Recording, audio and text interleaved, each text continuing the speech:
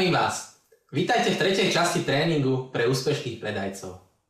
Verím, že ste v predchádzajúcich krokoch objavili témy, ktoré vás zaujali a informácie, ktoré vám pomôžu zefektívniť váš predaj.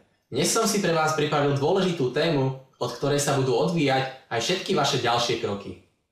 Tou témou je opäť predaj, ale dnes sa naň pozrieme trošku z iného uhla. Povieme si, prečo je dôležité predávať a ako nám predaj uľahčuje život. Budeme sa venovať problémom a možným riešeniam. Ak sa naučíte predávať, nezískate len väčšie množstvo spokojných zákazníkov, viac peňazí a väčšie uznanie. To najdôležitejšie, čo sa naučíte, je práve spôsob, ako nasmerovať konanie druhých na dosiahnutie vašich cieľov. Čím úspešnejší budete v predaji, tým úspešnejší budete aj v živote. Mnoho ľudí považuje predaj za niečo menej cenné a nechcú s ním mať nič spoločné. Môj postoj bol k predaju zo začiatku úplne rovnaký. Bál som sa predávať a myslel som si, že je to niečo podradné. Neskôr som si myslel, že sa v škole niečo naučím o predaji, ale poviem vám, neexistuje žiadny predmet s názvom predaj alebo predajné techniky. Nikto nás nenaučil, čo je v predaji dôležité a ako ho máme robiť. Predajcovia sú pritom tí, ktorí hýbu celou ekonomikou. Sú kľúčovým elementom pre vznik dopytu po službách a produktoch. Firmy rastú a zanikajú na základe toho, koľko produktov a služieb dokážu predávať. Všetko okolo nás je predaj. Ak si myslíte, že vy nič nepredávate, alebo že s predajom nemáte nič spoločné, tak si musíte uvedomiť jednu vec. Od momentu, keď ráno vstanete, až do momentu, keď si večer idete ľahnúť spať, celý deň komunikujete, ovplyvňujete a snažíte sa spolupracovať s ostatnými tak, aby robili to, čo chcete vy. Každý vynikajúci manažér je v prvom rade predajca. Každý efektívny rodič je v prvom rade predajca. Všetky šikovné deti, ktoré dokážu nasmerovať konanie svojich rodičov k tomu, čo chcú oni, sú výborní predajcovia. Skvelí zamestnanci dokážu nasmerovať konanie svojho nadriadeného tak, aby im pomohol vykonať ich prácu. Každý, kto je úspešný v akejkoľvek oblasti, ktorá zahŕňa spoluprácu s inými, je v prvom rade výborný predajca. Otázka teda znie, ako dobrý ste v predaji vy? Ak dokážete nasmerovať konanie druhých vašim smerom, tak ste výborný predajca. Ak ste slabí v predaji, pravdepodobne sa len nechávate ovplyvňovať druhými. Vašou úlohou je stať sa veľmi, ale veľmi dobrým predajcom. Ja sám neustále pracujem na tom, aby som sa zlepšoval v tejto oblasti. Začínal som od nuly a postupne som sa musel všetkému naučiť. Nebola to jednoduchá cesta, ale výsledok je o to dôležitejší. Dnes je všetko jednoduchšie. A to nie len v práci, ale aj v živote. Vždy som dokázal komunikovať s druhými, ale nie vždy som ich dokázal nasmerovať k tomu, čo som chcel práve ja. Dnes túto cestu poznám a preto ju chcem ukázať aj vám. Pri predaji je dôležité uvedomiť si jednu dôležitú vec. Ľudia sa vo veľkej miere rozhodujú na základe toho, aký výsledok získajú, ak toto rozhodnutie spravia. A keďže sa všetci rozhodujeme na základe emócií, dôležité je vedieť, ako sa budeme cítiť, keď toto rozhodnutie spravíme. Uvediem jeden veľmi jednoduchý príklad, ktorý určite všetci poznáme. Predstavte si situáciu, že sedíte v reštaurácii a vyberáte si zmenu. Pravdepodobne si vyberiete jedno jedlo, o ktorom si myslíte, že vám bude najviac chutiť. Neznamená to však, že ostatné jedlá chutia zle. Znamená to len toľko, že práve cítite najväčšie uspokojenie výberom tejto možnosti. Toto je presne spôsob, ako nakupujeme potraviny, oblečenie a ďalšie veci. Rozhodnutie o kúpe robíme na základe toho, aké pocity a emócie očakávame, keď si danú vec zaobstaráme. Na to, aby zákazník kúpil, musí vedieť, čo mu daný produkt prinesie. Musí vedieť, aký problém tým dokáže vyriešiť. Niekedy sa stáva, že si zákazníci vôbec neuvedomujú, že nejaký problém majú. Na to, aby zákazník kúpil, musí poznať svoju východiskovú situáciu, teda problém, ktorý ho trápi, a konečné riešenie, ktoré mu umožní tento problém prekonať. Inými slovami, musí poznať súčasný stav, ktorý je zlý, a možný budúci, ktorý dosiahne, ak prekoná tento problém. Medzi tieto dva kroky potom vložíte váš produkt.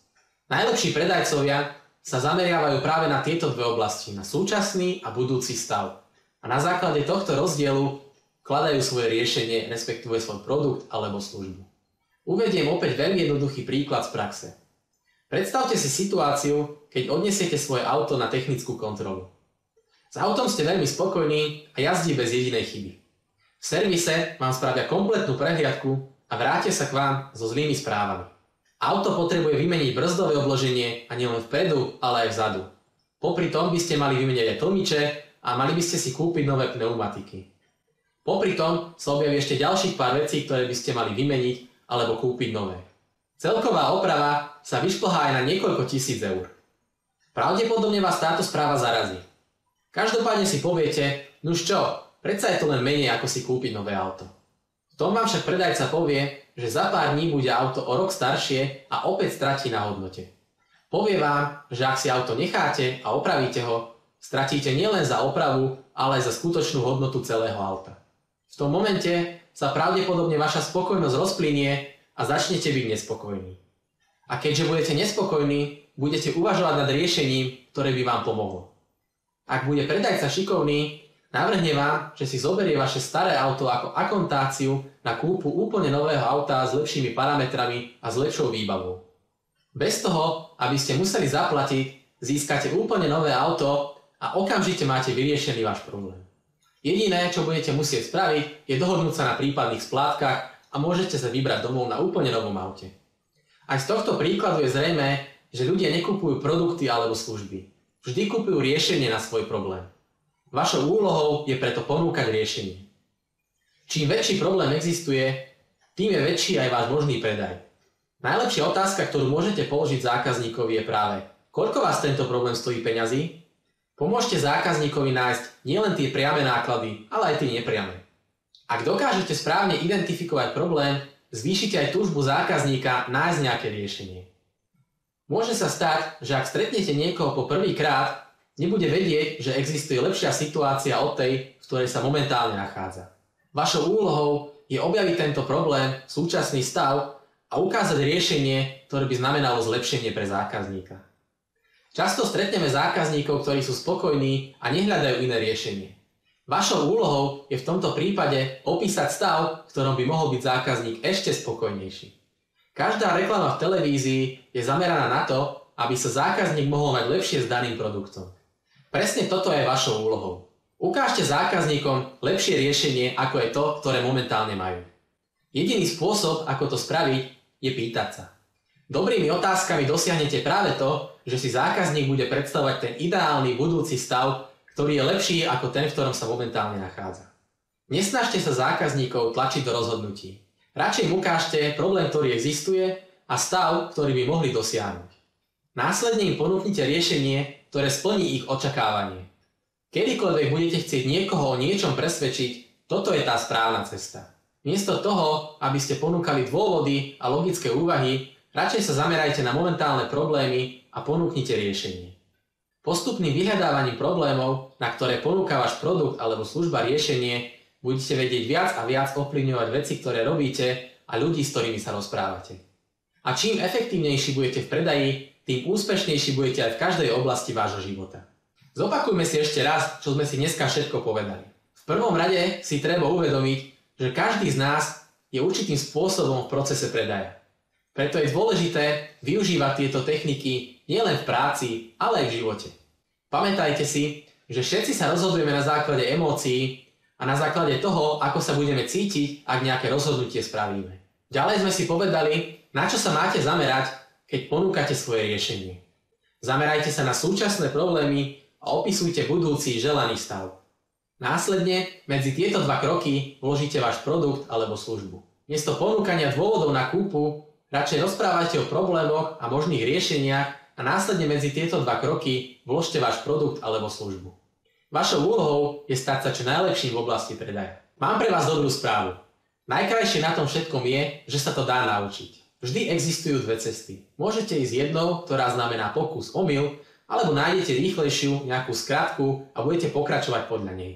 Ak budete mať záujem o takúto skratku, pripravujeme pre vás jednoduchý postup, v ktorom sa naučíte všetky kroky k tomu, aby ste boli úspešní v predaji.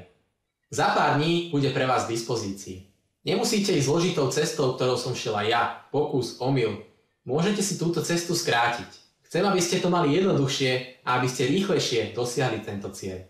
Preto aj naďalej sledujte vašu e-mailovú schránku a onedlho vám pošlem informácie, ktoré vám môžu raz a navždy zmeniť váš predaj k lepšiemu. Dovtedy sa zamyslite nad oblastiami vo vašom živote, ktorých sa venujete predaju. Držím vám palce a želám vám veľa úspechov pri predaji. Majte sa krásne.